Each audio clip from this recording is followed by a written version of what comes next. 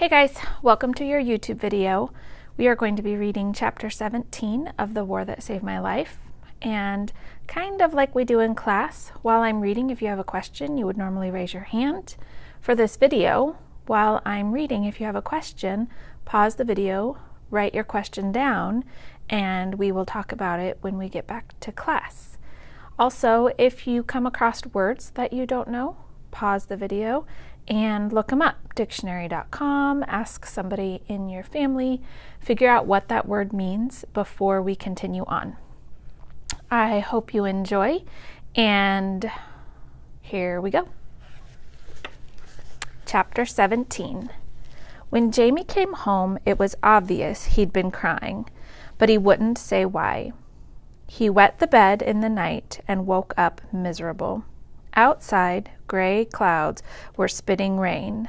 "I can't go to school in the rain," Jamie said. "Of course you can," Miss Smith replied. She looked awful, her hair every which way and great dark circles under her eyes. She held her mug of tea in both hands and stared into it. "I ain't going," Jamie said. "Don't start with me," Miss Smith replied.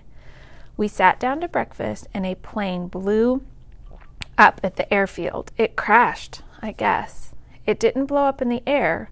It blew up because it slammed into the ground. The gas tank ruptured. We learned that later. It sounded like a bomb exploded, like a bomb in Butter's pasture.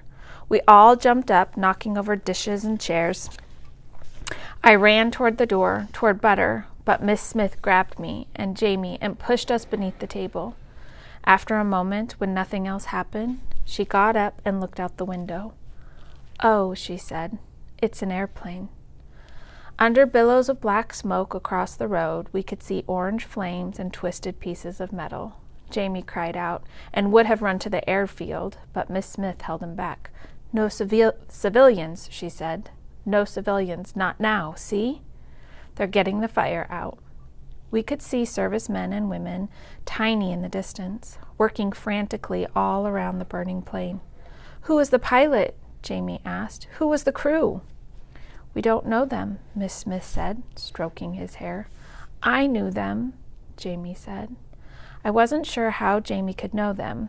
There was a big fence around the airfield now, and he knew he wasn't allowed there, though of course that wouldn't really stop him. But I didn't say anything. I wasn't going to call him a liar, not over a dead airman.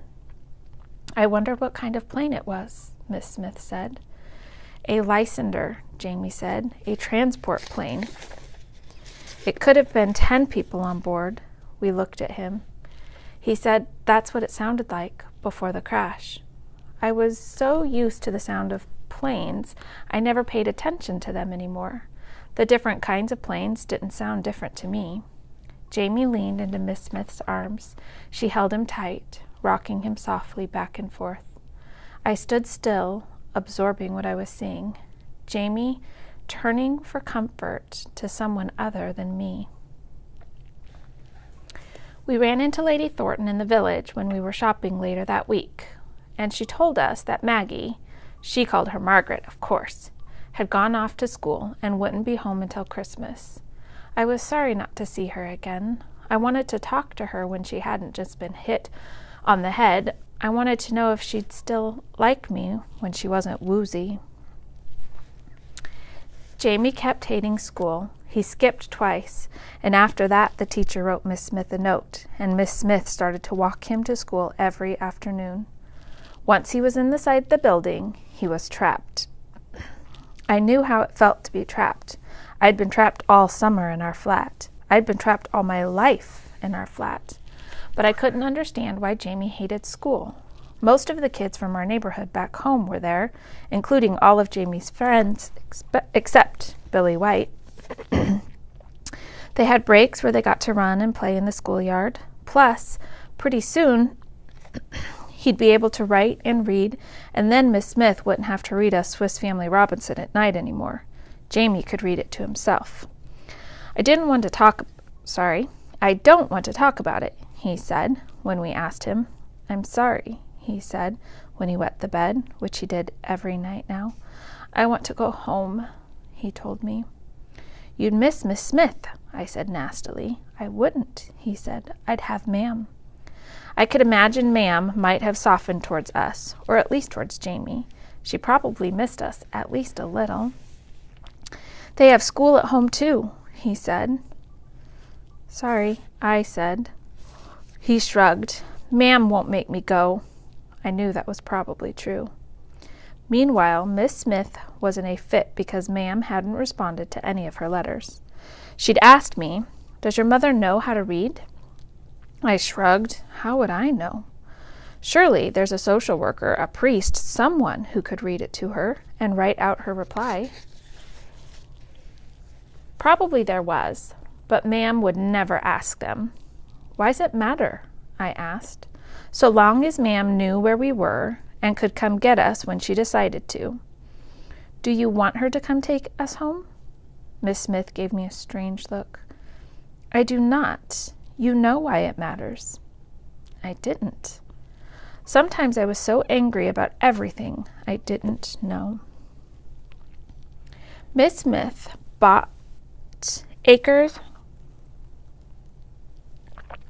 Yep, had to take a drink of coffee.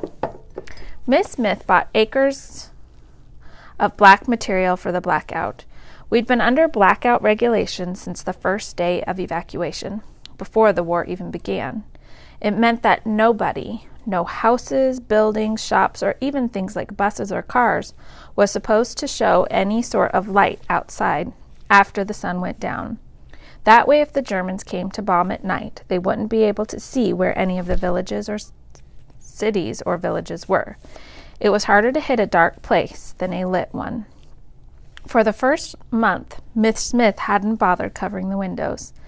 She just didn't put any lights on at night.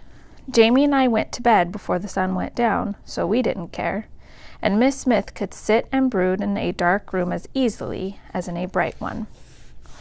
You might want to look up that word a little bit.